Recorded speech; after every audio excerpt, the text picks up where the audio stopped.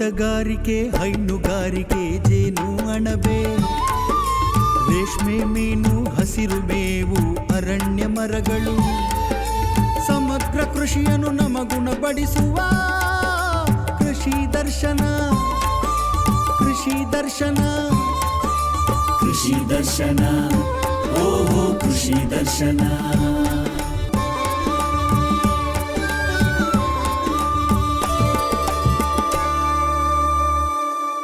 ಆತ್ಮೀಯ ವೀಕ್ಷಕರೇ ನಮಸ್ಕಾರ. ಕೃಷಿ ದರ್ಶನ ಕಾರ್ಯಕ್ರಮಕ್ಕೆ ತಮ್ಮೆಲ್ಲರಿಗೂ ಆತ್ಮೀಯವಾದಂಥ ಸ್ವಾಗತ. ಇಂದಿನ ಕೃಷಿ ದರ್ಶನ ಸಂಚಿಕೆಯಲ್ಲಿ ಮೊದಲನೇದಾಗಿ ನಾವು ಚಿಕ್ಕಬಳ್ಳಾಪುರ ಜಿಲ್ಲೆ ಚಿಂತಾಮಣಿ ತಾಲೂಕಿನಲ್ಲಿರುವಂತಹ ಕೃಷಿ ವಿಜ್ಞಾನ ಕೇಂದ್ರದ ವಿಜ್ಞಾನಿಗಳಾಗಿರುವಂತಹ ಡಾಕ್ಟರ್ ಸಂಧ್ಯಾ ಅವರಿಂದ ಮಾಹಿತಿಯನ್ನು ಪಡೆಯೋಣ.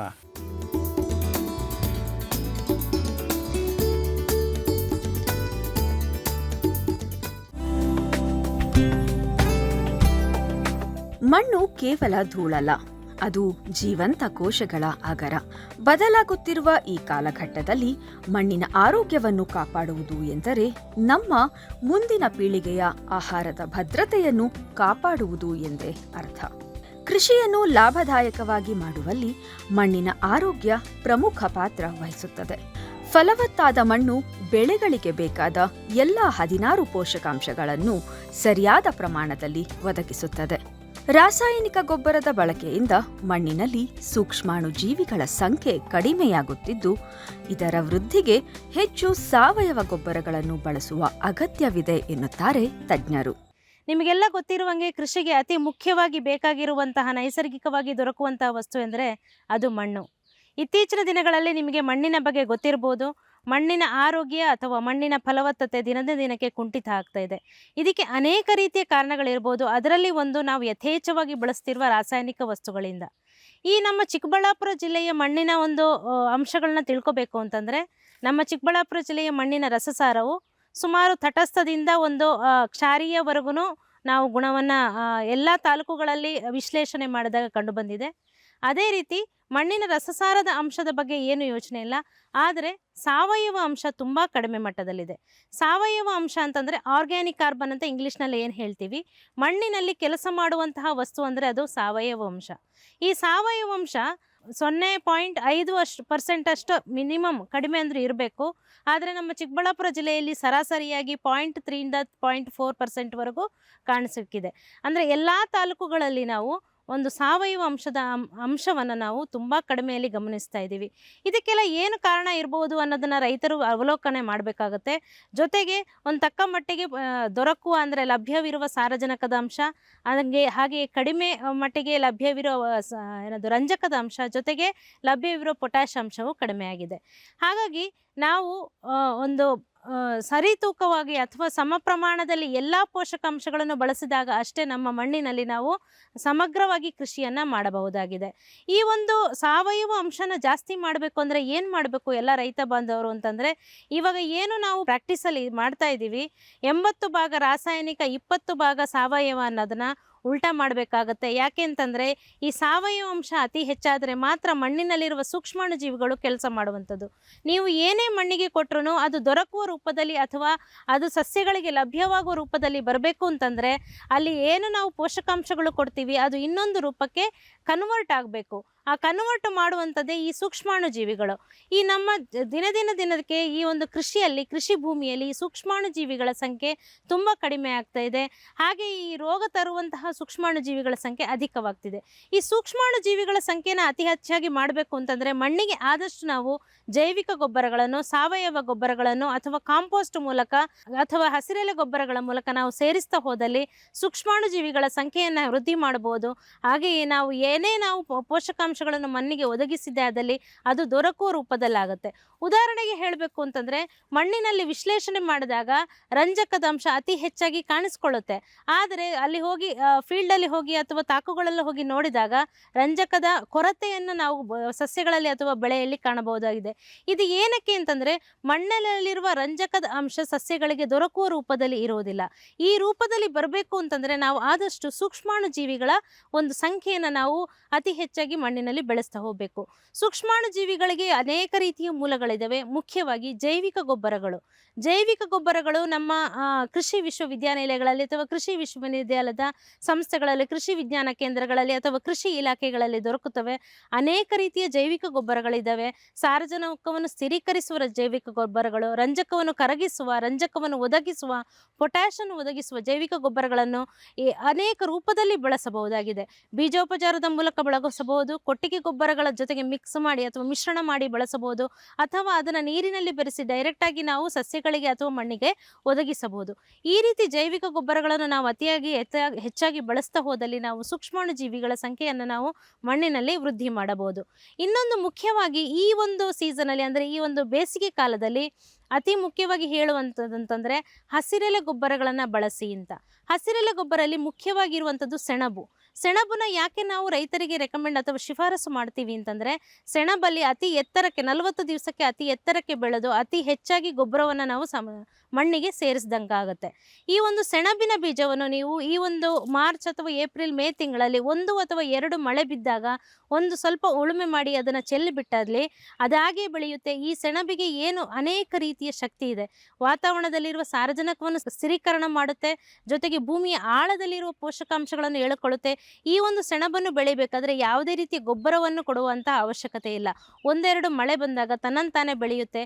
ಈ ಒಂದು ಸೆಣಬನ್ನು ನಾವು ಒಂದು 40-45 ದಿವಸದಲ್ಲಿ ಮಣ್ಣಿಗೆ ರೋಟೋವೇಟರ್ ಮೂಲಕ ಮಣ್ಣಿಗೆ ಸೇರಿಸಿದ್ದೆ ಆದಲ್ಲಿ ಮುಂಬರುವ ಬೆಳೆ ಬೆಳೆಯುವುದಕ್ಕಿಂತ ಮುಂಚೆ, ಅಂದರೆ ಮುಖ್ಯ ಬೆಳೆ ಬೆಳೆಯೋದು ಒಂದು 15-20 ದಿವಸಗಳಿಂದ ಮುಂಚೆ ಇದೊಂದು ಮಣ್ಣಿಗೆ ಸೇರಿಸಿದ್ದೆ ಆದಲ್ಲಿ ಆ ಒಂದು 1-2 ಹೂ ಬಿಡುವ ಟೈಮಲ್ಲಿ ಸೇರಿಸಿದ್ದೆ ಆದಲ್ಲಿ ನಾವು ಅನೇಕ ರೀತಿಯ ಸಾವಯವ ಗೊಬ್ಬರಗಳನ್ನು, ಅಂದರೆ ಅನೇಕ ರೀತಿಯ ಪೋಷಕಾಂಶಗಳನ್ನು ಈ ಒಂದು ಮಣ್ಣಿಗೆ ಒದಗಿಸಿದಂಗಾಗುತ್ತೆ. ಈ ಮಣ್ಣಿನಲ್ಲಿ ಎಷ್ಟು ಅಂಶ ಏನೇನಿದೆ ಅಂತ ತಿಳ್ಕೊಬೇಕಂದ್ರೆ ಮುಖ್ಯವಾಗಿ ರೈತರು ಮಾಡಬೇಕಾಗಿರುವ ಕೆಲಸ ಅಂತಂದರೆ ಮಣ್ಣು ಪರೀಕ್ಷೆ ಮಾಡಿಸುವಂಥದ್ದು. ಮಣ್ಣು ಪರೀಕ್ಷೆ ನಾವು ಮಣ್ಣಿನ ಪ್ರಯೋಗಾಲಯದಲ್ಲಿ ಅಥವಾ ಯಾವುದೇ ಪ್ರಯೋಗಾಲಯದಲ್ಲಿ ಪ್ರೋಟೋಕಾಲ್, ಅಂದರೆ ಅದಕ್ಕೆ ಒಂದು ವಿಶ್ಲೇಷಣೆಯ ಒಂದು ಪ್ರೋಟೋಕಾಲ್ ಇರುತ್ತೆ, ಅದನ್ನೇ ಇಟ್ಕೊಂಡು ಮಾಡ್ತೀವಿ. ಆದರೆ ಮಣ್ಣು ಮಾದರಿಯನ್ನು ಹೇಗೆ ತೆಗಿಬೇಕನ್ನೋದೇ ರೈತರಲ್ಲಿ ಸ್ವಲ್ಪ ಇರುವಂತಹ ಗೊಂದಲ ಆಗಿದೆ. ಈ ಮಣ್ಣು ಮಾದರಿಯನ್ನು ಯಾವ ಥರ ತೆಗಿಬೇಕು? 1 ಎಕರೆಗೆ 5-6 ಕಡೆ ನಾವು ಉಪಮಾದರಿಗಳನ್ನು ತೆಗಿಬೇಕು.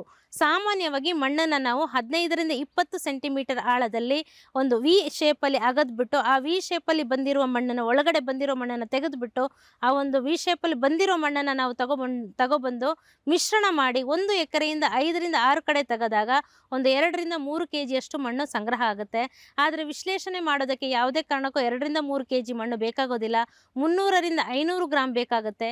ಈ ಒಂದು 1 ಎಕರೆಯಿಂದ ತೆಗೆದಿರುವ ಮಣ್ಣನ್ನು ಚೆನ್ನಾಗಿ ಮಿಶ್ರಣ ಮಾಡಿ 300-500 ಗ್ರಾಮ್ ಅಷ್ಟು ಮಣ್ಣನ್ನು ನೀವು ಪ್ರಯೋಗಾಲಯಕ್ಕೆ ತಂದುಕೊಟ್ಟಿದ್ದೆ ಆದಲ್ಲಿ ನಿಮ್ಮ ಮಣ್ಣಿನಲ್ಲಿ ಆರೋಗ್ಯ ಯಾವ ಥರ ಇದೆ, ಸಾವಯವ ಅಂಶ ಯಾವ ಥರ ಇದೆ, ಪೋಷಕಾಂಶಗಳ ಪ್ರಮಾಣ ಎಷ್ಟಿದೆ ಅಂತ ತಿಳ್ಕೊಂಡು ನಾವು ಮುಂದಕ್ಕೆ ಯಾವ ಬೆಳೆಯನ್ನು ಬೆಳಿಬಹುದು ಅನ್ನೋದನ್ನು ನಾವು ಶಿಫಾರಸು ಮಾಡಬಹುದು. ಅದರ ಜೊತೆಗೆ ಯಾವ ಬೆಳೆಗೆ ನಿಮ್ಮ ಮಣ್ಣಿನಲ್ಲಿ ಎಷ್ಟು ಪೋಷಕಾಂಶಗಳ ಅಂಶ ಇದೆ, ಇನ್ನು ಉಳಿದಿದ ಅಂಶಗಳು ಗೊಬ್ಬರದ ಮೂಲಕ ಎಷ್ಟು ಕೊಟ್ಟರೆ ಸಾಕಾಗುತ್ತೆ ಅನ್ನೋದನ್ನು ನಾವು ವಿವರವಾಗಿ ನಾವು ಮಣ್ಣು ಪರೀಕ್ಷೆಯ ಪ್ರಯೋಗಾಲಯದಲ್ಲಿ ಕೊಡ್ತೀವಿ. ಆದ್ದರಿಂದ ಎಲ್ಲ ರೈತರಲ್ಲಿ ಏನು ಮನವಿ ಮಾಡಿಕೊಳ್ಳೋದಂದರೆ, ಯಾವುದೇ ಬೆಳೆ ಬೆಳೆಯುವುದಕ್ಕಿಂತ ಮುಂಚೆ ಮಣ್ಣು ಪರೀಕ್ಷೆಯನ್ನು ಮಾಡಿ, ಮಣ್ಣು ಪರೀಕ್ಷೆ ಆಧಾರಿತ ರಸಗೊಬ್ಬರಗಳ ಬಳಕೆಯನ್ನು ತಾವು ಉತ್ತೇಜನ ಕೊಟ್ಟಲ್ಲಿ ನಾವು ಸುಮ್ಮನೆ ಮಣ್ಣಿಗೆ ಕೊಡ್ತಿರುವಂತಹ ಒಂದು ರಸಗೊಬ್ಬರಗಳ ಪ್ರಮಾಣವನ್ನು ಕಡಿಮೆ ಮಾಡಬಹುದು, ಜೊತೆಗೆ ಮಣ್ಣಿನ ಆರೋಗ್ಯ ಮತ್ತು ಫಲವತ್ತತೆಯನ್ನು ಜಾಸ್ತಿ ಮಾಡಬಹುದು. ಅದೇ ರೀತಿ ಇತ್ತೀಚೆಗೆ ಈ ಒಂದು ಭಾಗಗಳಲ್ಲಿ ಟೊಮ್ಯಾಟೊ ಆಗಲಿ, ಕ್ಯಾಪ್ಸಿಕಮ್ ಆಗಲಿ ಅಥವಾ ಸೇವಂತಿಗೆ ಹೂವಿನ ಒಂದು ಬೆಳೆಗಳನ್ನು ಜಾಸ್ತಿ ಬೆಳೀತಾ ಇದ್ದಾರೆ. ಇತ್ತೀಚೆಗೆ ಆ ಒಂದು ಸೂಕ್ಷ್ಮಾಣು ಜೀವಿಗಳ ಅಂಶ ಮಣ್ಣಿನಲ್ಲಿ ಕಡಿಮೆ ಆಗಿರೋದ್ರಿಂದ ಅನೇಕ ರೀತಿಯ ದ್ರವ ರೂಪದ ಅಥವಾ ಘನ ರೂಪದ 2 ರೀತಿಯ ಜೈವಿಕ ಗೊಬ್ಬರಗಳು ಬಳಕೆ ಮಾಡೋದನ್ನು ಈ ಒಂದು ಬೆಳೆಗಳಲ್ಲಿ, ಅಂದರೆ ಟೊಮ್ಯಾಟೊ, ಕ್ಯಾಪ್ಸಿಕಮ್ ಆಗಿರ್ಬೋದು ಅಥವಾ ಈ ಒಂದು ಸೇವಂತಿಗೆ ಬೆಳೆಗಳಲ್ಲಿ ಅನೇಕ ರೀತಿಯಲ್ಲಿ ಬಳಸಬಹುದಾಗಿದೆ. ಇದು ರೋಗ ನಿವಾರಣೆ ಮಾಡುವಂತಹ ಜೈವಿಕ ಗೊಬ್ಬರಗಳು ಲಭ್ಯವಿದೆ. ಅದರ ಜೊತೆಗೆ ಪೋಷಕಾಂಶಗಳನ್ನು ಒದಗಿಸುವಂತಹ ಜೈವಿಕ ಗೊಬ್ಬರಗಳು ಲಭ್ಯವಿದೆ. ಈ ಒಂದು ಮಣ್ಣಿನ ಪರೀಕ್ಷೆ ಆದಮೇಲೆ ಈ ಹಸಿರೆಲೆ ಗೊಬ್ಬರಗಳನ್ನು ಬಳಸಿ, ಅದರ ಜೊತೆಗೆ ಸಾವಯವ ಗೊಬ್ಬರಗಳನ್ನು ಬಳಸಿ, ಮತ್ತು ಮನೆಗಳಲ್ಲಿ ಬರುವಂತಹ ತ್ಯಾಜ್ಯಗಳಿರ್ತವೆ, ಹಸಿ ತ್ಯಾಜ್ಯಗಳು, ಹೊಲಗಳಲ್ಲಿ ಎಲೆಗಳಾಗಿರ್ಬೋದು ಅಥವಾ ಬೆಳೆಗಳ ಒಂದು ಉಳಿಕೆಗಳಾಗಿರ್ಬೋದು, ಅದನ್ನು ಸುಡೋದನ್ನು ಬಿಟ್ಟು ಅದರಿಂದ ಕಾಂಪೋಸ್ಟನ್ನು ಮಾಡ್ಕೋಬೋದು. ಈ ಒಂದು ಮಣ್ಣಿನ ಆರೋಗ್ಯ, ಮಣ್ಣಿನ ಫಲವತ್ತತೆಯನ್ನು ಹೆಚ್ಚಿಸುವಲ್ಲಿ ಅನೇಕ ದಾರಿಗಳಿದ್ದಾವೆ. ಅದೇ ರೀತಿ ಸಾವಯವ ದ್ರವ ರೂಪದ ಗೊಬ್ಬರಗಳು, ಜೀವಾಮೃತ ಆಗ್ಬೋದು, ಘನ ಜೀವಾಮೃತ ಆಗ್ಬೋದು, ಬೀಜಾಮೃತ ಆಗ್ಬೋದು, ಇವುಗಳನ್ನ ಬಳಕೆ ಮಾಡುವಂಥದ್ದು ಕಾಂಪೋಸ್ಟ್ಗಳು ಅನೇಕ ರೀತಿಯಲ್ಲಿ ಉತ್ಪಾದನೆಯನ್ನು ಮಾಡ್ಬೋದು. ಮುಖ್ಯವಾಗಿ ಎರೆಹುಳು ಗೊಬ್ಬರ. ಎರೆಹುಳು ಗೊಬ್ಬರ ಎಲ್ಲ ರೈತರು ಮಾಡೋಕ್ಕೆ ಸಾಧ್ಯವಾಗುವುದಿಲ್ಲ. ಆದ್ರೂ ಕೆಲವರು ಅದಕ್ಕೆಂತಲೇ ಆ ಒಂದು ಎರೆಹುಳು ಗೊಬ್ಬರನ ಉತ್ಪಾದಕತೆಯನ್ನು ಮಾಡ್ತಾ ಇದ್ದಾರೆ. ಅವರಿಂದ ಪಡೆದುಕೊಂಡು ಹೋಗಿ ನಾವು ಬೆಳೆಗಳಿಗೆ ಉಪಯೋಗಿಸುವಂಥದ್ದು, ಜೈವಿಕ ಗೊಬ್ಬರಗಳನ್ನು ಉಪಯೋಗಿಸುವಂಥದ್ದು, ಹಸಿರೆಲೆ ಗೊಬ್ಬರಗಳನ್ನು ಬಳಕೆ ಮಾಡುವಂಥದ್ದು. ಮತ್ತು ಈ ಒಂದು ಸಾವಯವ ಗೊಬ್ಬರಗಳಲ್ಲಿ ಪೋಷಕಾಂಶಗಳ ಅಂಶ ಕಡಿಮೆ ಇರುತ್ತೆ. ಆದರೆ ಮಣ್ಣಿನಲ್ಲಿ ಸಾವಯವ ಅಂಶ ಜಾಸ್ತಿ ಆದರೆ ನಾವು ಅದನ್ನು ಆ ಒಂದು ಗೊಬ್ಬರಗಳನ್ನು ಬಳಸಿದ್ದಲ್ಲಿ ಮಣ್ಣಿನಲ್ಲಿ ಸಾವಯವ ಅಂಶ ಜಾಸ್ತಿ ಆದರೆ ಜೊತೆಗೆ ನಾವು ಬೇರೆ ರೀತಿಯ ಪೋಷಕಾಂಶಗಳ ಲಭ್ಯತೆಯೂ ಜಾಸ್ತಿ ಆಗುತ್ತೆ. ಈ ಒಂದು ನಿಟ್ಟಿನಲ್ಲಿ ಏನು ಹೇಳೋಕ್ಕೆ ಇಷ್ಟಪಡ್ತೀವಿ ಅಂತಂದರೆ, ಪೋಷಕಾಂಶಗಳ ನಿರ್ವಹಣೆಯಲ್ಲಿ ಸಮಗ್ರ ಪೋಷಕಾಂಶಗಳ ನಿರ್ವಹಣೆಯನ್ನು ಎಲ್ಲ ರೈತರು ಪಾಲಿಸಬೇಕು, ಅವಲಂಬಿಸಿಕೊಳ್ಳಬೇಕು ತಮ್ಮ ಕೃಷಿ ಭೂಮಿಯಲ್ಲಿ. ಯಾಕೆಂತಂದರೆ ಬರ್ತಾ ಬರ್ತಾ ಕೃಷಿ ಹಿಡುವಳಿ ಕಡಿಮೆ ಆಗ್ತಾ ಇದೆ, ಕೃಷಿಗೆ ಯೋಗ್ಯವಾಗಿರುವಂತಹ ಭೂಮಿ ಕಡಿಮೆ ಆಗ್ತಾ ಇದೆ. ಅನೇಕ ರೀತಿಯ ಅಭಿವೃದ್ಧಿ ಕಾರ್ಯಕ್ರಮಗಳಾಗಿರ್ಬೋದು ಅಥವಾ ಬೇರೆ ರೀತಿಯ ಕಾರ್ಯಕ್ರಮಗಳಿಂದಾಗಿ ಈ ಒಂದು ಕೃಷಿಗೆ ಯೋಗ್ಯವಾಗಿರುವ ಜಮೀನನ್ನು ನಾವು ಅಥವಾ ಭೂಮಿಯನ್ನು ಉಳಿಸಿಕೊಂಡಿದ್ದೆ ಆದಲ್ಲಿ ನಾವು ಕೃಷಿಯನ್ನು ಮುಂದಕ್ಕೂ ಮಾಡ್ಬೋದು. ಸಮಗ್ರ ಕೃಷಿ ಪದ್ಧತಿಯನ್ನು ಬಳಸಿಕೊಂಡು ಅಥವಾ ಯಾವುದೇ ಪೋಷಕಾಂಶಗಳ ನಿರ್ವಹಣೆ ಆಗಿರ್ಬೋದು, ಪೀಡೆಗಳ ನಿರ್ವಹಣೆ ಆಗಿರ್ಬೋದು, ರೋಗಗಳ ನಿರ್ವಹಣೆ ಆಗಿರ್ಬೋದು, ಸಮಗ್ರ ನಿರ್ವಹಣೆಯನ್ನು ಪಾಲಿಸಿದ್ದೇ ಆದಲ್ಲಿ ನಾವು ಎಲ್ಲ ರೀತಿಯ ಒಂದು ವೈವಿಧ್ಯಮಯವನ್ನು ಅಂದರೆ ಕೃಷಿಯಲ್ಲಿ ಯಾವುದನ್ನು ನಾವು ಒಂದು ದುಷ್ಪರಿಣಾಮವನ್ನು ಮಾಡಿಕೊಳ್ಳದಲ್ಲೇ ಜೊತೆಗೆ ನಾವು ತಿನ್ನುವ ಆಹಾರದಲ್ಲಿನೂ ನಾವು ಕ್ವಾಲಿಟಿ ಅಥವಾ ಒಳ್ಳೆಯ ರೀತಿಯ ಕ್ವಾಲಿಟಿಯನ್ನು ಉಳಿಸ್ಕೊಂಡು ನಾವು ಕೃಷಿಯನ್ನು ಮಾಡ್ಬೋದು. ಈ ಮಣ್ಣು ಅತಿ ಮುಖ್ಯವಾಗಿ ಬೇಕಾಗಿರುವಂಥದ್ದು. ನಿಮಗೆಲ್ಲ ಗೊತ್ತಿರ್ಬೋದು, 1 ಇಂಚು ಮಣ್ಣಾಗೋದಕ್ಕೆ 75ರಿಂದ 1000 ವರ್ಷಗಳು ಬೇಕಾಗ್ತವೆ. ಅದು ವಾತಾವರಣ ಅಥವಾ ಮಳೆಯ ಪ್ರಮಾಣ ಅಥವಾ ಆ ಒಂದು ಮಣ್ಣಿನ ಗುಣದ ಮೇಲೆ ಅವಲಂಬಿತವಾಗಿದೆ. ಕೆಲವೊಂದು ಕಡೆ 75 ವರ್ಷಕ್ಕೆ 1 ಇಂಚು ಮಣ್ಣಾಗುತ್ತೆ, ಕೆಲವೊಂದು ಕಡೆ 1000 ವರ್ಷ ತಗೊಳುತ್ತೆ. ಅದೇ ನಾವು ಆ 1 ಇಂಚಿನ ಮಣ್ಣನ್ನು ಹಾಳು ಮಾಡೋದಕ್ಕೆ 1 ಸಲ ಹೊಡೆಯುವ ಕಳೆ ಔಷಧಿ ಸಾಕಾಗುತ್ತೆ.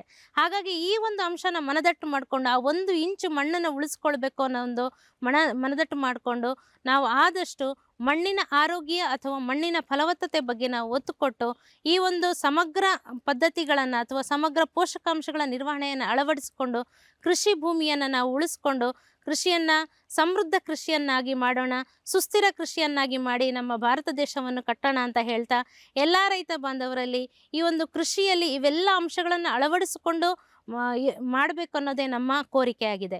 ಇದರ ಬಗ್ಗೆ ಅನೇಕ ರೀತಿಯ ಹೆಚ್ಚಿನ ತರಬೇತಿಗಳ ಕಾರ್ಯಕ್ರಮಗಳು ಅಥವಾ ಅನೇಕ ರೀತಿಯ ತಾಂತ್ರಿಕತೆಗಳ ಕಾರ್ಯಕ್ರಮಗಳು ನಮ್ಮ ಕೃಷಿ ವಿಜ್ಞಾನ ಕೇಂದ್ರಗಳ ಮೂಲಕ ಅನೇಕ ರೀತಿಯ ತರಬೇತಿಗಳನ್ನು ನಾವು ರೈತರಿಗೆ ಒದಗಿಸ್ತೇವೆ. ಅದೇ ರೀತಿ ನಿಮಗೆ ನಮ್ಮ ಮಾಹಿತಿ ಬೇಕು ಅಂತಂದರೆ ದಯವಿಟ್ಟು ನಮ್ಮ ಕೃಷಿ ವಿಜ್ಞಾನ ಕೇಂದ್ರದ ಚಿಂತಾಮಣಿಯಲ್ಲಿ ನಮ್ಮನ್ನು ಸಂಪರ್ಕಿಸಬಹುದು.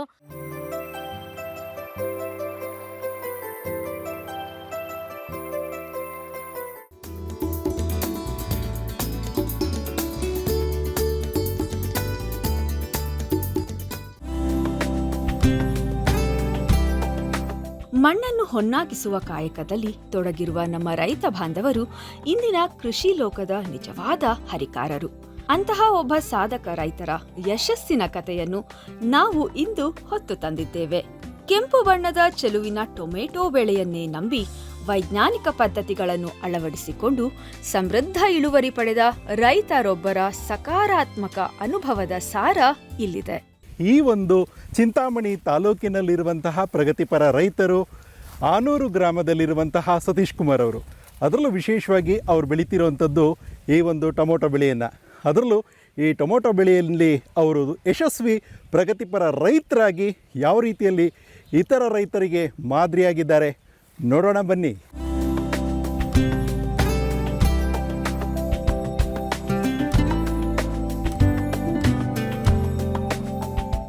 ಸತೀಶ್ ಕುಮಾರ್ ಅವರೇ ನಮಸ್ಕಾರ. ನಮಸ್ಕಾರ ಸರ್. ಸತೀಶ್ ಕುಮಾರ್ ಅವರೇ, ಈಗ ನಾನು ಬೆಳೆಗಳನ್ನು ನೋಡ್ತಾ ಇದ್ದೀನಿ. ಮುಖ್ಯವಾಗಿ ನನಗೆ ಕಾಣಿಸ್ತಿರೋವಂಥದ್ದು ಟೊಮೊಟೊ ಬೆಳೆ ಕಾಣಿಸ್ತಾ ಇದೆ. ಹಾಗಾಗಿ ಏನೇನು ಬೆಳೆಗಳನ್ನು ಬೆಳೀತಿದ್ರೆ ನೀವು? ಸರ್, ನಾವು ಜಾಸ್ತಿ ಸ್ವಲ್ಪ ಒಂದು 3 ವರ್ಷದಿಂದ ಈ ಕಡೆ ಸೆಂಟೆಲ್ಲ ಮಾಡ್ತಾಯಿದ್ದೀವಿ, ಆಲೂಗಡ್ಡೆ ಮಾಡ್ತೀವಿ, ಟೊಮೊಟೊ ಸರ್, 3 ಬೆಳೆ ಸರ್ ಜಾಸ್ತಿ ಮಾಡೋದು. ಈ 3 ಬೆಳೆಗಳಲ್ಲಿ ತುಂಬ ಜಾಸ್ತಿ ನೀವು ಬೆಳೆಯುವಂಥದ್ದು ಅಂದರೆ ಯಾವುದು? ಆಲೂಗಡ್ಡೆ ಜಾಸ್ತಿ ಬೆಳೆದಿದ್ದೀವಿ. ಒಂದು ಅವತ್ತಿಂದ ಬೆಳೀತಾ ಇದ್ದೀವಿ. ಇವಾಗ ಒಂದು 2,500 ಮೂಟೆ ಸ್ಟೋರೇಜಲ್ಲಿ ಇಟ್ಟಿದ್ದೀವಿ ಸರ್. ಈ ವರ್ಷ ಕೂಡ ಈ ವರ್ಷನೂ ಕೂಡ ವರ್ಷ 3,000 ಮೂಟೆ ಬೆಳೀತಾ ಇದ್ದೀವಿ. 3,000 ಮೂಟೆ ಇವಾಗ ಆಲ್ರೆಡಿ 2,500 AC ಇದೆ ಇಟ್ಟಿದ್ದೀರಾ. ರೀಸೆಂಟಾಗಿ ಮಾರ್ಚ್ ಲಾಸ್ಟ್ ವೀಕಲ್ಲಿ AC ಇಟ್ಟಿದ್ದೀವಿ. ಅದ್ರ ಜೊತೆಗೆ ನಾನೀಗ ಟೊಮೊಟೊ ನೋಡ್ತಾ ಇದ್ದೀನಲ್ಲ, ಬಹುಮುಖ್ಯವಾಗಿ ಈ ಟೊಮೊಟೊ ಗಿಡಗಳು ಇದನ್ನೆಲ್ಲ ಯಾವಾಗಿಂದ ಬೆಳೀತಾ ಇದ್ದೀರಾ? ಸರ್ ಇದು ಟೊಮಾಟೊ 3 ವರ್ಷದಿಂದ ಈ ಕಡೆ ವೈರಸ್ ವೈಟ್ ಫ್ಲೈ ಬಂದು ವೈರಸ್ಸಲ್ಲಿ ಒಂಥರ ಹೂಣಿದ್ದು ಒಂದು 45-50 ಡೇಸ್ಗೆ ಮಳೆ ಏನಾದರೂ ಬಿದ್ದರೂ ಆ ಸ್ಟೇಜ್ಗೆ ಹೂವು ಪಿಂಜಿ ಸ್ಟೇಜ್ಗೆ ಎಲ್ಲ ಮುದ್ರೋಗೋದು ಸರ್. ನಾವು ಏನೇ ಯಾರೋ ಫ್ರೆಂಡ್ಸ್ ಹೇಳ್ತಾರೆ, ಅಂಗಡಿಯವ್ರು ಹೇಳ್ತಾರೆ ಈ ಸ್ಪ್ರೇ ಮಾಡಿ ಆ ಗೊಬ್ಬರ ಕೊಡಿ ಸರಿಯಾಗುತ್ತೆ ಅಂತ ಹೇಳ್ತಾರೆ. ಬಟ್ ವೈಟ್ ಫ್ಲೈ ಒಂದ್ಸಲಿ ಅದು ಅಟ್ಯಾಕ್ ಆದಮೇಲೆ ಬೆಳೆ ತೆಗೋಕೆ ಆಗೋದಿಲ್ಲ ಸರ್. ನಮಗೆ ಯಾರೋ ಮಾಹಿತಿ ನಮ್ಮ ನರ್ಸಿ ಸಾಧಾರಣಪಲ್ಲಿ ವೇಣುಗೋಪಾಲ್ ಅವರು ಇದ್ದಾರೆ, ಅವ್ರ ಫ್ರೆಂಡ್ ಯಾರೋ ಕುರುಬೂರು ಮಂಜುನಾಥ್ ಸರ್ ಇದ್ದಾರೆ, ಅವರು 2 ಇಯರ್ಸಿಂದ ಕ್ರಾಪ್ ಕವರ್ ಆಗ್ತಾ ಇದ್ರಂತೆ. ಅವ್ರು ಹೋದ ವರ್ಷ ಅನ್ಸಿದಂಗೆ ನಂಗೆ ಹೇಳಿದ್ರು, ಏನು ಭಯ ಪಡಬೇಡ, ಕ್ರಾಪ್ ಕವರ್ ಹಾಕಿ ಬೆಳೆದ್ರೆ ನಾವು 100% ಬೆಳೆ ತೆಗಿಬೋದು, ಭಯ ಪಡಬೇಡ ಅಂತ ಹೇಳಿದ್ರು. ನಾನು ಹೋದ ವರ್ಷ ಅನ್ಸಿದಂಗೆ ಸ್ವಲ್ಪ ಟ್ರೈ ಮಾಡಿದೆ, ಚಿಕ್ಕದಾಗಿ ಒಳ್ಳೆ ಬೆಳೆ ಬಂದಿತ್ತು. ಇವಾಗ ಅದೇ ಪ್ರಕಾರ ಟ್ರೈ ಮಾಡಿದ್ದೀನಿ, ಅದೇ ಕ್ರಾಪ್ ಕವರೇ. ಒಂದ್ಸಲಿ ಕ್ರಾಪ್ ಕವರ್ ತಗೊಂಡ್ರೆ ನಾವು ನೀಟಾಗಿ ಇಲಿಗಳಿಗೆ ರ್ಯಾಟ್ಸ್ಗೆ ಸಿಗದೇ ಇಟ್ಕೊಂಡ್ರೆ 3 ಬೆಳೆಗೆ ಯೂಸ್ ಮಾಡ್ಕೋಬೋದು ಸರ್. ಕ್ರಾಪ್ ಕವರು ಒಂದ್ಸಲಿ ಬಂಡವಾಳ ಹಾಕಿದ್ರೆ ಮೂರು ಬೆಳೆ ಮಾಡ್ಬೋದು ಅದರಲ್ಲಿ. ಇದು ಇವಾಗ 3ನೇ ಬೆಳೆ ಮಾಡಿದ್ದೀನಿ, ಅದೇ ಕ್ರಾಪ್ ಕವರಲ್ಲಿ 3ನೇ ಬೆಳೆ ಮಾಡಿದ್ದೀನಿ ಸರ್ ನಾನು. ಇದು ಅಂದ್ರೆ ಏನು ಅವ್ರು ಸಲಹೆ ಕೊಟ್ಟರು ಆ ಸಲಹೆಗೆ ಉತ್ತಮವಾಗಿದೆ ಥರ ಅವ್ರು ಏನು ಹೇಳಿದ್ದಾರೆ ಅಂದರೆ, ನಾಟಿ ಮಾಡಿದಾಗ ಟೊಮಾಟೊ ಮಾಡ್ತೀವಿ ಇವತ್ತೇ ಇಲ್ಲ ನಾಳೆ ಮಾಡ್ತೀವಿ ಅಂದಾಗ ಮುಂಚಿನ ದಿನಾನೇ ಗಮ್ ಶೀಟ್ ಹಾಕ್ಬೇಕು, ಗಮ್ ಶೀಟ್ ಹಾಕಬೇಕು ತೋಟ ಎಲ್ಲನೂ. ಗಮ್ ಶೀಟ್ ಹಾಕಿದ್ರೆ ಏನೇ ಒಂದು ಪೆಸ್ಟಿಸೈಡ್ಸು ಇನ್ಸೆಕ್ಟಿಸೈಡ್ಸ್ ಏನೇ ಇದ್ರೆ ಒಂದು 50-60-70% ಅದು ಅವಾಯ್ಡ್ ಆಗುತ್ತಂತೆ. ಬಟ್ ನಾವು ಕ್ರಾಪ್ ಕವರ್ ಹಾಕೋಕ್ಕೆ ಮುಂಚೆ 2 ಸ್ಪ್ರೇ ಮಾಡ್ತೀವಿ. ನಾಟಿ ಮಾಡಿದ ಮೇಲೆ ಒಂದು 5 ದಿನಕ್ಕೆ ಏನಂದ್ರೆ ಫ್ರೈಡೋ, ಒಂದು ಇಸಾಬೇನೋ, ಒಂದು ಟಾನಿಕೋ, ಲೈಟಾಗಿ ಸಾಫ್ಟ್ ಪೌಡ್ರು ಒಂದು ಸ್ಪ್ರೇ ಮಾಡ್ತೀವಿ. ಮಾಡಿದ ಮೇಲೆ ಕ್ರಾಪ್ ಕವರ್ 9 ದಿನಕ್ಕೋ 8 ದಿನಕ್ಕೋ ಹಾಕ್ತೀವಿ. ಕ್ರಾಪ್ ಕವರ್ ಮಾಡ್ತೀವಿ. ಕ್ರಾಪ್ ಕವರ್ ನಾಳೆ ಮಾಡ್ತೀವಿ ಅಂದರೆ ಆವತ್ತು ಬೆಳಗ್ಗೆ ಕೆಲಸದವ್ರು ಬಂದಿದ್ದ ದಿನ ನಾವು ಬೆನಿವಿಯಾ ಸ್ಪ್ರೇ ಒಂದು ಮಾಡಿಕೊಂಡು ಕ್ರಾಪ್ ಕವರ್ ಆಗಿಬಿಡ್ತೀವಿ. ಮತ್ತು 40 ದಿನ ಕ್ರಾಪ್ ಕವರ್ ನಾವು ತೆಗಿಯೋದಿಲ್ಲ, ಅದನ್ನು ಯಾವುದೇ ಕಾರಣಕ್ಕೂ ಕ್ರಾಪ್ ಕವರ್ ತೆಗಿಯೋದಿಲ್ಲ. 40 ದಿನ ಆದಮೇಲೆ ಅದು ಈ ರೀತಿ ಫಸಲು ಬಂದು ಆಟೋಮೆಟಿಕ್ಲಿ ಬೆಳೆ ಬರ್ತಾ ಇದೆ. ಅದೇ ಗಮ್ ಶೀಟ್ನ ಮೇಲ್ಗಡೆ ಮತ್ತೆ ಕಟ್ತೀವಿ, ಕೆಳಗಡೆ ಇರುತ್ತಲ್ಲ ಅದೇ ಗಮ್ ಶೀಟ್ನ ಮೇಲ್ಗಡೆ ಕಟ್ತೀವಿ. ವಾರಕ್ಕೊಂದ್ಸರಿ ಸ್ಪ್ರೇ ಮಾಡಿಕೊಂಡ್ರು ನಾವು ಬೆಳೆ 100% ತೆಗಿಬೋದು ಸರ್, ಧೈರ್ಯವಾಗಿ ತೆಗಿಬೋದು. ಹೌದಾ? ಯಾರೇ ರೈತರು ಮಾಡಿದ್ರು ಈ ಕೆಲಸ 100% ಯಾವ ವೆರೈಟಿ ಆಗಲಿ ತೆಗಿಬೋದು. ಇಂಥ ವೆರೈಟಿನೇ ಅಂತೇನಿಲ್ಲ. ಇದು ಸಾವು ನಮ್ಮ ಕಡೆ ಆಗ್ತಾ ಇಲ್ಲ ಅಂತ ಹೇಳ್ತಾ ಇದ್ರು, ಅವು ಇವಾಗ ಆಲ್ರೆಡಿ ನಿಮ್ಮ ಕಣ್ಣು ಮುಂದೆ ಕಾಣಿಸ್ತಾ ಇದೆ, ಬೆಳೆ ಕಾಣಿಸ್ತಾ ಇದೆ. ಈಗ ನೀವು ವೆರೈಟಿ ವಿಷಯದಲ್ಲಿ ಹೇಳ್ತಾ ಇದ್ರಿ, ಮುಖ್ಯವಾದಂಥದ್ದು ಯಾವ ಒಂದು ತಳಿ ತುಂಬ ಚೆನ್ನಾಗಿ ಬೆಳೆಯೋದಕ್ಕೆ ಸಾಧ್ಯತೆ ಇದೆ ಅಂತ ನಿಮ್ಗೆ? ಆವತ್ತಿಂದನೂ ಸಾಹೋ ಅಂತ ಹೇಳ್ತಾ ಇದ್ರು, ನಾವು ನೋಡಿದ್ದೀವಿ. ಸಾಹೋ ನಾವು ಒಂದ್ಸಲಿ ಬೆಳೆದಿದ್ವಿ, ಒಂದ್ಸಲಿ ಅದು ಒಂದೊಂದ್ಸಲಿ ಬೆಳೆ ಬಂದ್ಬಿಡ್ತದೆ. ಅದು ಬೆಳೆ ಹಿಂಗಂತೆ ಒಂದು ಸಸಿಗೆ ಒಂದು 15-20 kg ಬಾಕ್ಸ್ ಬೆಳಿಬೋದು ನಾವು ಟೊಮಾಟೊ, ಚೆನ್ನಾಗಿ ಬೆಳೆ ತೆಗೆದುಬಿಟ್ರೆ. ನಾವು ಆಲ್ರೆಡಿ ಬೆಳೆದಿದ್ದೀವಿ, ನೋಡಿದ್ದೀವಿ. ಅದರಿಂದ ನಮಗೆ ಅದೇ ಆಸೆ ಅಂತ ನಾವು ಸಾಹೋನೆ ಮಾಡಿದ್ವಿ ಸರ್. ಈ ವರ್ಷನೂ ಒಂದು 15 ಎಕರೆ ನಾಟಿ ಮಾಡಿದ್ದೀನಿ. 15 ಎಕರೆಯನ್ನು ಸಾಹೋನೆ ಮಾಡಿದ್ದೀನಿ, ಬೇರೆ ಯಾವ ವೆರೈಟಿ ನಾನು ಮಾಡಿಲ್ಲ. ಈಗ ನೀವು ಎಷ್ಟು ಎಕರೆನಲ್ಲಿ ಒಂದು ಟೊಮೊಟೊ ಹಾಕಿದ್ದೀರಾ? 15 ಎಕರೆ ಮಾಡಿದ್ದೀನಿ ಸರ್. 15 ಎಕರೆ ಸರ್. 15 ಎಕರೆನಲ್ಲಿ ಎಷ್ಟು ಫಸಲು ಬರ್ತಾ ಇದೆ ಅಂತೀರಾ? ಇವಾಗ ಇದೆ sir sample. First stage February ನಾಟಿದ್ದೀನಿ, ಫೆಬ್ರವರಿ 15ಗೆ ಹೂಣಿದೆ, ಫೆಬ್ರವರಿ 24ನೇ ತಾರೀಕು ಕ್ರಾಪ್ ಕವರ್ ಮಾಡಿದ್ದೀನಿ. ಇವಾಗ ಇನ್ನೊಂದು 10 ಡೇಸಲ್ಲಿ ಶಾಂಪಲ್ ಆಗುತ್ತೆ ಸರ್. ಇನ್ನೊಂದು 3 ಬ್ಯಾಚ್ ಮಾಡಿದ್ದೀನಿ ಸರ್. ಇದು ಒಂದು 1.25 ಎಕರೆ ಬರ್ತಿದೆ. 2ನೇ ಬ್ಯಾಚ್ ಬಂದು 11 ಎಕರೆ ಮಾಡಿದ್ದೀನಿ. ಮತ್ತೆ 3ನೇ ಬ್ಯಾಚು ಒಂದು 3 ದಿನ ಆಗಿದೆ, ಅದೊಂದು 2 ಎಕರೆ ಮಾಡಿದ್ದೀನಿ. 2ನೇ ಬ್ಯಾಚು ಕ್ರಾಪ್ ಕವರ್ ಮಾಡಿದ್ದೀನಿ. ಅದನ್ನು ಇನ್ನೊಂದು 20-25 ಡೇಸಲ್ಲಿ ಕ್ರಾಪ್ ಕವರ್ ಅದು ತೆಗೆದುಬಿಟ್ಟು ಮತ್ತೆ ಕೋಲು ಉಣ್ಣಿ ಇದು ಮಾಡಬೇಕು. ಹಾಗಿದ್ರೆ ಈಗ ನೀವು ಈ ಥರ ಹೇಳಿದ್ರಲ್ಲ ಬೇರೆ ಬೇರೆ ಕಡೆ ಮಾಡಿದ್ದೀನಿ ಅಂತ ಅಂದ್ಬಿಟ್ಟು, ನೀವು ಮಾಡಿದ ನಂತರದಲ್ಲಿ ಎಷ್ಟು ದಿನಕ್ಕೆ ಆ ಫಸಲು ಬರುತ್ತೆ ಸರ್? ಇದು ಕ್ರಾಪ್ ಕವರ್ ಹಾಕಿದ್ರೆ ಆ್ಯಕ್ಚುಲಿ ನಾವು ಮಾಮೂಲಿಯಾಗಿ ನಾಟಿ ಮಾಡಿದರೆ ಒಂದು ಮಳೆ ಜಾಸ್ತಿ ಬಿದ್ದರೆ 60 ದಿನಕ್ಕೆ ಶಾಂಪಲ್ ಆಗುತ್ತೆ. ಈ ಬಿಸಿಲು ಕಾಲದಲ್ಲಿ ಟೆಂಪ್ರೇಚರ್ಗೆ ಮಳೆ ಸ್ವಲ್ಪ ಹಿಂದೆ ಇಲ್ಲ ಅಂದರೆ ಒಂದು 60 ಇನ್ನೊಂದು ವಾರ ಲೇಟ್ ಆಗ್ಬೋದು. ಕ್ರಾಪ್ ಕವರ್ ಹಾಕಿದ್ರೆ 100% 75 ಡೇಸ್ ಆಗುತ್ತೆ ಸರ್ ಶಾಂಪಲ್ ಆಗೋದು. 15 ದಿನ ಲೇಟ್ ಆಗುತ್ತೆ. ಇದು ರೈತರಿಗೆ ಒಂದು, ಯಾಕಂದರೆ ಇವಾಗ ಸೀಸನ್ಗೆ 7ನೇ ತಿಂಗಳು ಬರಬೇಕು ಅಂತ ಉಣ್ತಾರೆ. ಆ ಗೆಸ್ಸಿಂಗ್ ಇದ್ರೆ ಅವರು 75 to 80 ಡೇಸ್ ಮುಂಚೆ ನಾಟಿ ಮಾಡಬೇಕಿದು ಟೊಮಾಟೊ. ಅವರು ಕ್ರಾಪ್ ಕವರ್ ಹಾಕ್ತೀವಿ ಅನ್ನೋಂಗಿದ್ರೆ. ಮತ್ತೆ ಲೇಟ್ ಬರೋದು ಯಾಕೆ ಹಾಕಬೇಕು? ಲೇಟ್ ಅಂದರೆ ನಾವು ಉಣ್ಣೋದು ಮುಂಚೆ ಕ್ರಾಪ್ 100% ಬರೋದು. ಇವಾಗ ನಾವು ಹಂಗೆ ಮಾಡಿದ್ರೆ ನಮ್ಗೆ ಹೇಳೋಕ್ಕಾಗಲ್ಲ ಸರ್. ವೈರಸ್ 3 ವರ್ಷದಿಂದ 23, 24, 25 ರೈತರು ತುಂಬ ನೋವು ಅನುಭವಿಸ್ಬಿಟ್ಟಿದ್ರು ಟೊಮಾಟೋದಲ್ಲಿ. ಆ್ಯಕ್ಚುಲಿ ಬೇರೆ ಫಸಲಲ್ಲಿ ಏನು ವೈಟ್ ಫ್ಲೈ ಏನೂ ಆಗ್ತಾ ಇಲ್ಲ. ಟೊಮಾಟೋದಲ್ಲಿ ನಾನೇ ಸುಮಾರು ಇದುವರೆಗೂ ಒಂದು 20-30 ಲಕ್ಷವರೆಗೂ ಕಳ್ಕೊಂಡಿದ್ದೀನಿ 3 ವರ್ಷದಿಂದ. ಇದು ಸ್ವಲ್ಪ ಅನ್ಸೀಸನಲ್ಲಿ ನೋಡಿ ಧೈರ್ಯ ಮಾಡ್ಕೊಂಡು ಇವಾಗ ಸ್ವಲ್ಪ ಧೈರ್ಯವಾಗಿ ಹಾಕಿದ್ದೀನಿ ಸರ್. ಒಟ್ಟಿನಲ್ಲಿ ಇದು ನಿಮಗೆ ಕೈ ಹಿಡಿಯುತ್ತೆ ಅನ್ನೋ ನಂಬಿಕೆ ಇದೆ ಸರ್. ಇದ್ರ ಜೊತೆಗೆ ಮತ್ತೊಂದು ನಾನು ಕೇಳೋದೇನು ಅಂತಂದರೆ, ಸಾಮಾನ್ಯವಾಗಿ ಈ ಟೊಮೊಟೊ ಅನ್ನೋಂಥದ್ದು ಲಾಟ್ರಿ ಇದ್ದಂಗೆ ಅಂತ. ಕೆಲವು ಸಂದರ್ಭದಲ್ಲಿ ಏನಾಗ್ಬಿಡುತ್ತೆ, ಏನು ಚಿನ್ನದ ರೀತಿಯಲ್ಲಿ ಬೆಲೆ ಏರ್ತಾ ಹೋಗುತ್ತೆ. 60 ರೂಪಾಯಿ, 70 ರೂಪಾಯಿ, 100 ರೂಪಾಯಿ ಆಪಲ್ ಬೆಲೆನೇ ಅದಕ್ಕೂ ಇರುತ್ತೆ ಸರ್. ಅದು ಯಾವಾಗ ಅದು ಮೋಸ್ಟ್ಲಿ 2016-17 ಮಾರಿತ್ತು ನಿಜ. ಆಮೇಲೆ 23 ಈ ವೈರಸ್ ಬಂತು ಆವಾಗ ಮಾರ್ತು 2,500 15 kg ಬಾಕ್ಸ್ ಈ ವೈಟ್ ಫ್ಲೈ ಇಂದಾನೆ ಸರ್ ಅದು ಮಾರಿದ್ದು.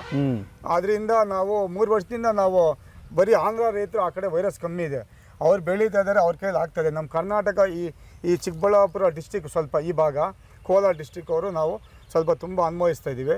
ಯಾರೋ ಸ್ವಲ್ಪ ಶಾಂಪು 130 ಶಾಂಪು 135 ಅಂತ ಹಾಕಿದ್ದಾರೆ ಸೀಡು, ಆ ಕ್ರಾಪ್ ಸ್ವಲ್ಪ ಕಮ್ಮಿ ಇದೆ ವೈರಸ್. ಮಿಗ್ಲ ಸಾಹೋ ಯಾರೋ ಋಣಿದ್ದೀವಿ, 2-3 ವರ್ಷದಿಂದ ಯಾರು ಬೆಳೆ ತೆಗಿಯೋಕ್ಕಾಗ್ತಾ ಇಲ್ಲ ಸೀಸನ್ನಲ್ಲಿ. ಅನ್ಸೀಸನ್ ಹೇಳೋಕ್ಕಾಗಲ್ಲ, ಸ್ವಲ್ಪ ಜನ ನಾಡ್ತಾರೆ, ಸ್ವಲ್ಪ ಜನ ಉಣ್ಣಲ್ಲ. ಸೀಸನ್ ನಾನು ಹೇಳ್ತೇನೆ. ಅಂದರೆ ಈ ರೋಗ ತಟ್ಟಬಾರ್ದು ಅನ್ನೋದಾದರೆ ಏನು ಮಾಡಬೇಕು, ಯಾವುದು ಉತ್ತಮ ಅಂತೀರಾ? ಕ್ರಾಪ್ ಕವರ್ 100% ಹಾಕಿದ್ರೆ ನಾವು ಟೊಮಾಟೊ ಧೈರ್ಯವಾಗಿ ಯಾರೇ ರೈತರಾಗಲಿ ಬಿಡಿ, ಇನ್ವೆಸ್ಟ್ಮೆಂಟ್ ಒಂದ್ಸಲಿ ಜಾಸ್ತಿ ಆಗತ್ತೆ. ಇವಾಗ ಒಂದೇ ಸಲ ರೈತರು ಆಗ್ಬೇಕಂದ್ರೆ ಪಾಪ, ಬಟ್ ಏನಾದ್ರು ಹಾಕಿದ್ರೆ 3 ಕ್ರಾಪ್ ತಗೋಬೋದು ಸರ್. 100% 3 ಕ್ರಾಪ್ ತಗೋ. ಒರಿಜಿನಲ್ ಕ್ರಾಪ್ ಕವರ್ ತಗೋಬೇಕು. ಅದರಲ್ಲಿ ಎಷ್ಟೋ ವೆರೈಟಿಗಳಿದ್ದಾವೆ. ನಾವು ಒರಿಜಿನಲ್ ಕ್ರಾಪ್ ಕವರ್ ತಗೊಂಡ್ರೆ 3 ಬೆಳೆ ಮಾಡ್ಬೋದು ಸರ್. ಒಂದ್ಸಲಿ ಬಂಡವಾಳ ಹಾಕಿದ್ರೆ 3 ಸಲ ತಗೋಬೋದು. ಈಲ್ಡು ಜಾಸ್ತಿ 100%. ಮೊದಲು ನಾವು 10-15 ವರ್ಷ ಮುಂಚೆ ಹೆಂಗ್ ಬೆಳೀತಾ ಇದ್ವಿ ಅದೇ ಕ್ರಾಪೇ ತೆಗಿಬೋದು. ಇವಾಗ ನೋಡಿ ಕಣ್ಣಾರೆ ಕಾಣಿಸ್ತಾ ಇದೆ, ತೆಗಿಬೋದು. ಈಗ ಈ ರೀತಿಯಲ್ಲಿ ಬೆಲೆ ಒಂದು ಕಡೆ ಗಗನಕ್ಕೇರುವಂಥದ್ದು ಒಂದು ಕಡೆ ಆದರೆ, ಮತ್ತೊಂದು ಕಡೆ ನಾವು ಸಾಮಾನ್ಯವಾಗಿ ನೋಡ್ತೀವಿ ರೈತರು ನೋಡಿದ್ರೆ ನಮಗೆ ಬೆಲೆ ಇಲ್ಲ ಅಂತಂದ್ಬಿಟ್ಟು ಅದನ್ನು ರಸ್ತೆಗಳಲ್ಲಿ ಸುರಿಯುವಂಥದ್ದು ನಾವು ನೋಡಿದ್ದೀವಿ ಸರ್. ಇದ್ರ ಜೊತೆಗೆ ಅದೇ ಸಮಯದಲ್ಲೇ ನಾವೇನಾದರೂ ನಗರಗಳಲ್ಲಿ ಪೇಟೆಗಳಲ್ಲಿ ಕೊಂಡುಕೊಳ್ಬೇಕು ಅಂದರೆ ಮಾತ್ರ ನಮಗೆ ಆ ಒಂದು ಬೆಲೆಗೆ ಖಂಡಿತವಾಗ್ಲೂ ಸಿಗೋದಿಲ್ಲ ಸರ್. ಇವಾಗ ಏನಾಗ್ತದೆ ಅಂದರೆ ರೈತರ ಹತ್ರ ಒಂದು ರೇಟ್ ಹೋಗುತ್ತೆ, ದಳ್ಳಾಳಿ ರೈತರಿಗೆ ಅರ್ಧ ಸಿಗತ್ತೆ, ದಳ್ಳಾಳಿ ಮಾರೋರ್ಗೆ ಅರ್ಧ ಸಿಗತ್ತೆ ಸರ್. ಆ ರೀತಿ ಏನು ಮಾಡೋಕ್ಕಾಗಲ್ಲ. ರೈತರು ಬೆಳಿತೀವಿ, ನಾವಲ್ಲಿ ಅಂಗಡಿ ಹಾಕೊಂಡು ಕೂತ್ಕೊಂಡ್ರೆ ಎಲ್ಲರೂ ಅಂಗಡಿಗಳು ಹಾಕೊಂಡ್ಬಿಟ್ರೆ ಬೆಳೋರು ನಾಳಿದ್ದು ಯಾರು ಇರಲ್ಲ. ಅದಕ್ಕೆ ರೈತರು ಮಾಡೋ ಕೆಲಸ, ರೈತರೇ ಬೆಳೀತಾ ಇದ್ದಾರೆ, ಅಂಗಡಿ ಹಾಕೊಂಡು ಮಾರೋರು ಅವ್ರು ಎಷ್ಟೇ ಜನ ಮಾಡಬೇಕು. ಇವಾಗ ಸದ್ಯಕ್ಕೆ ಒಂದು 4-5 ವರ್ಷದಿಂದ ಇದು ಸ್ವಲ್ಪ ಈ ಗೌರ್ಮೆಂಟ್ ಆಫೀಸರ್ ಜಾಸ್ತಿ ಜನ ಮಾಡ್ತಾರೆ ಸರ್. ರೈತರು ಇರೋದು ಫಾರ್ಮಿಂಗ್ ಅದೊಂಥರ ಬಿಸ್ನೆಸ್ ಮಾಡ್ಕೊಂಡ್ಬಿಟ್ಟಿದ್ದಾರೆ. ಬರೀ ರೈತರೇ ಮಾಡಿದರೆ ಆ ರೋಡ್ಗೆ ಸುರಿಯೋ ಪರಿಸ್ಥಿತಿ ಯಾವತ್ತಿಗೂ ಬರಲ್ಲ. ಒಂದು ಸ್ಕೂಲ್ ಮಾಸ್ಟರ್ ಆಗ್ತಾರೆ, ಒಂದು ಗೌರ್ಮೆಂಟ್ ಇಂಜಿನಿಯರ್ ಅವರು ಆಗ್ತಾರೆ. ಟೊಮಾಟೊ ಇದೇ 2,000-1,000 ರೂಪಾಯಿ ಮಾಡಿಬಿಡ್ತದೆ. 1 ಎಕರೆ ಹಾಕಿದ್ರೆ 15-20 ಲಕ್ಷ ಬಂದುಬಿಡ್ತದೆ ಅಂತ ಆಸೆಯಿಂದ ಈ ರೀತಿ ಆಗ್ತಾಯಿದೆ. ಆವತ್ತಿಂದ ಇವತ್ತು 20-30 ವರ್ಷದಿಂದ ರೈತರು ಯಾರು ಮಾಡ್ತಾಯಿದ್ದಾರೆ ಅವ್ರ ಮನೆಯವರು ಅವರೇ ವ್ಯವಸಾಯ ಮಾಡ್ಕೊಂಡು ಹೋದರೆ ಯಾವತ್ತಿಗೂ ಸುರಿಯೋ ಅಂಥ ಪರಿಸ್ಥಿತಿ ಬರಲ್ಲ. ಈ ಸ್ವಲ್ಪ ಈ ಅಫಿಷಿಯಲ್ ಕೂಡ ಆ ರೀತಿ ಮಾಡಿದಾಗ ಒಂದೇ ಸಲ ಹೆವಿ ಕ್ರಾಪ್ ಜಾಸ್ತಿ ಬಂದುಬಿಡ್ತದೆ ಬೆಳೆ ಸೀಸನ್ನಲ್ಲಿ. ಆವಾಗ ಅವಶ್ಯಕತೆ ಅಷ್ಟೊಂದು ಇರಲ್ಲ, ಒಂದೊಂದು ಸ್ಟೇಟಲ್ಲಿ ಮಳೆ ಇರಲ್ಲ, ಎಲ್ಲ ಕಡೆ ಬೆಳೆದಾಕ್ತಾರೆ. ಆವಾಗ ಸ್ವಲ್ಪ ಡೌನ್ ಆಗೋ ಸಾಧ್ಯತೆ ಇದೆ.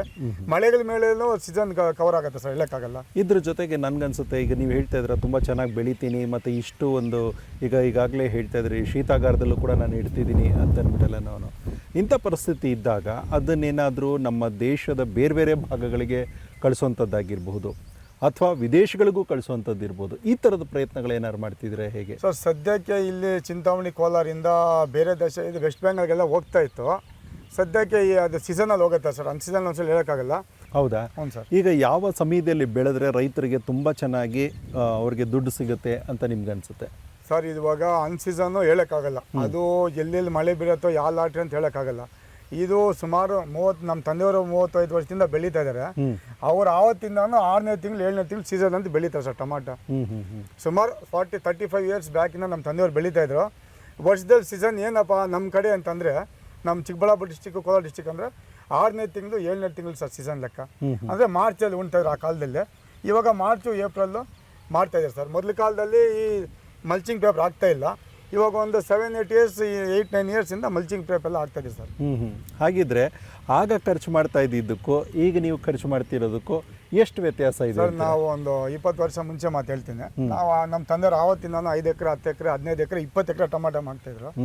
ಆವಾಗ ಒಂದು 3 ಲಕ್ಷ ಇದ್ದರೆ ಒಂದು 10 ಎಕರೆ ಟೊಮಾಟೊ ಬೆಳೆ ತೆಗೆದ್ರು ಸರ್. ಒಂದು 20 ವರ್ಷ ಮುಂಚೆ ಒಂದು 2-3 ಲಕ್ಷ ಇದ್ದರೆ 10-15 ಎಕರೆನೂ ಮಾಡ್ಬೋದಾಗಿತ್ತು ಅವಾಗ.